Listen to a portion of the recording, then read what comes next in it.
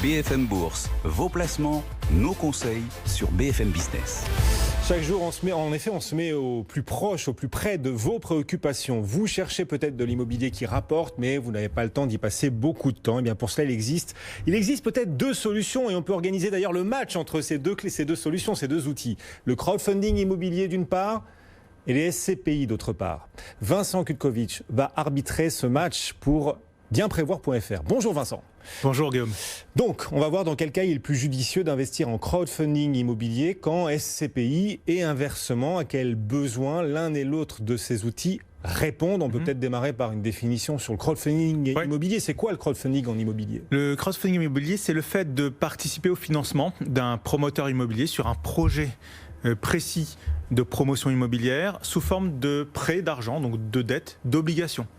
Et on parle de crowdfunding, c'est un peu peut-être un terme galvaudé, puisqu'en fait c'est quelques dizaines ou quelques centaines maximum d'investisseurs qui vont prêter de l'argent sur une durée assez courte au promoteur pour l'aider à amorcer son projet de promotion immobilière. Vous nous direz ce qui est le plus rentable entre le crowdfunding immobilier et les SCPI, la liquidité de l'un et l'autre et à qui l'un et l'autre s'adressent. Qu'est-ce qui distingue le crowdfunding de la SCPI ? Déjà, quand on investit en crowdfunding immobilier, c'est sur une durée très courte, de 12 à 36 mois.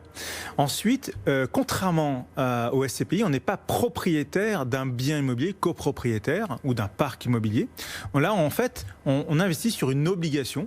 Donc de la dette, on prête de l'argent au promoteur. Donc on a un titre financier, qui est un titre financier qu'on connaît bien, qui est une obligation d'entreprise, généralement sur des entreprises non cotées.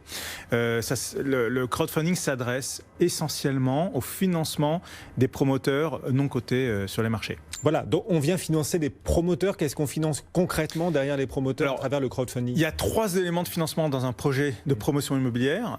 Premièrement, c'est les réservations des acquéreurs en ce qu'on appelle en VFA, en l'état de futur achèvement d'un bien immobilier. Quand on achète un neuf, voilà. Donc on verse une réservation, ce sont des arts d'une certaine manière qui viennent aider le promoteur à lancer son opération. Ensuite, il y a le crédit bancaire qui va couvrir à peu près 80% du besoin. Et le reste, ça va être entre 10 et 20% qui vont être demandés au promoteur sous forme d'apport en fonds propres. Et aujourd'hui, en fait, le crowdfunding immobilier intervient sur la partie fonds propres du financement des promoteurs.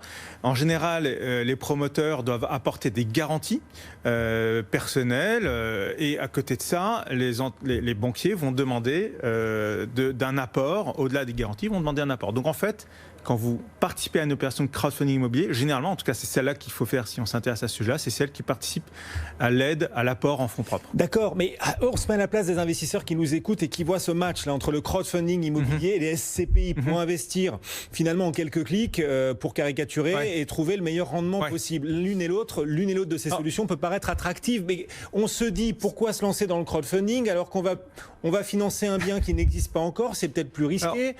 Peut-être un promoteur qui a du mal à trouver des sous auprès de son banquier qui vient le chercher auprès des investisseurs et donc c'est peut-être pas forcément la meilleure solution en tout cas si on cherche la sécurité. Donc ce match là entre crowdfunding immobilier et SCPI, qui le gagne ? J'ai envie de dire, je vais faire une réponse que vous n'avez peut-être pas aimée. J'ai envie de dire, quand on est sur le crowdfunding immobilier, on va financer à court terme, on va participer à un investissement à court terme. Quand on va sur les SCPI, on y va pour du long terme, voire pour de la transmission de patrimoine, surtout si on le fait en assurance vie. Donc le crowdfunding, c'est pour répondre à un besoin aujourd'hui que les gens ne trouvent pas, répondent pas à ce besoin-là, c'est investir à court terme. Après, sur l'enjeu du risque, évidemment... Court terme, ça veut dire quoi ? Court terme, c'est maximum 3 ans. D'accord. Et aujourd'hui, il faut avoir en tête qu'il y a 500 000 logements par an qui doivent être construits, on n'y est pas. Aujourd'hui, il faut avoir en tête aussi que le crowdfunding immobilier vient renforcer une activité qui consomme beaucoup de capitaux. Et les promoteurs qui lancent des opérations ont besoin d'énormément de capitaux parce qu'il faut qu'ils agissent vite, il faut qu'ils soient capables de mettre la main sur du foncier qui les intéresse, qui représente une opportunité. Donc il faut être capable de mobiliser rapidement. Après, ce que j'ai envie de dire, c'est que les bons acteurs de crowdfunding immobilier, ils vont vous proposer des investissements sur des placements, sur des projets qui sont déjà pré-vendus à 90%. Donc les risques baissent. Mais attention, le risque est présent. Vous êtes à un risque obligataire, donc de défaut de paiement du promoteur.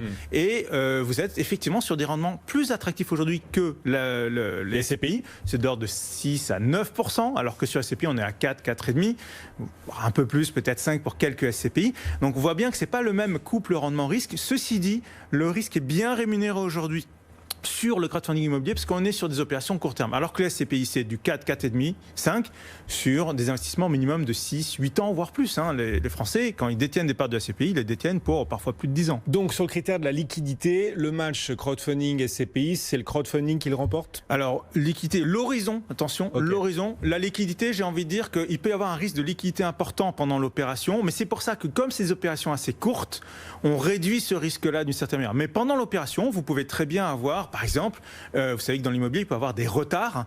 Il faut être prêt à envisager qu'il y ait quelques mois de retard éventuellement sur l'opération, mais pendant ce temps, les intérêts courent et votre dette continue à être payée. Bon, le match du rendement, pour le coup, c'est plutôt le crowdfunding qui le remporte, mais en échange d'un risque un peu plus élevé qu'à travers les SCPI. C'est bien ça? Tout à fait. Sur la fiscalité, quand on cherche à réduire son impôt ou à pas trop payer d'impôts sur les plus-values qu'on peut réaliser ou le rendement qu'on peut engendrer. C'est très simple. Sur l'aspect fiscalité, quand vous êtes en crowdfunding immobilier, en réalité, vous faites de l'obligataire. Donc, vous êtes sur les marchés.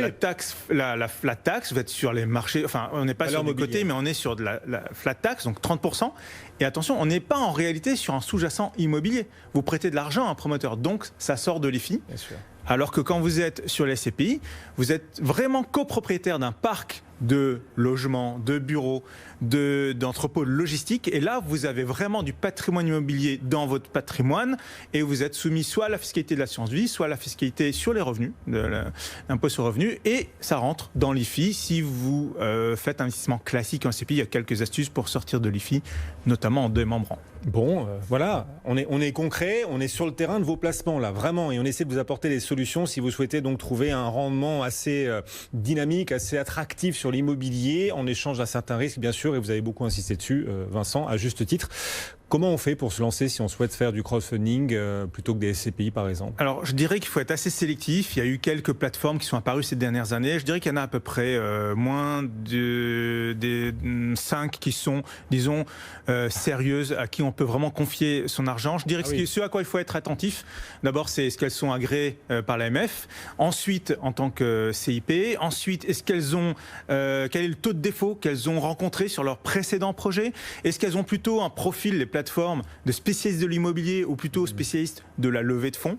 Et donc je dirais que quand on regarde ces aspects-là, la sélectivité, l'enregistrement auprès de l'AMF, l'agrément auprès de l'AMF et puis le taux de défaut passé, je dirais que c'est les éléments qu'il faut regarder avant de se lancer sur un projet de crowdfunding. Bien sûr, vous en comptez, vous en sélectionnez à peine 5 parmi les nombreuses plateformes de crowdfunding immobilier. Il y en a 5 qui pour vous sont crédibles et sérieuses. Vous avez le droit de les citer, vous voulez pas les citer? J'en connais une qui est assez, qui répond à tous ces critères-là, qui est Finpel, donc qui répond complètement à ces aspects-là. Le ticket minimum, c'est le même quand on va investir dans les SCPI ou en crowdfunding?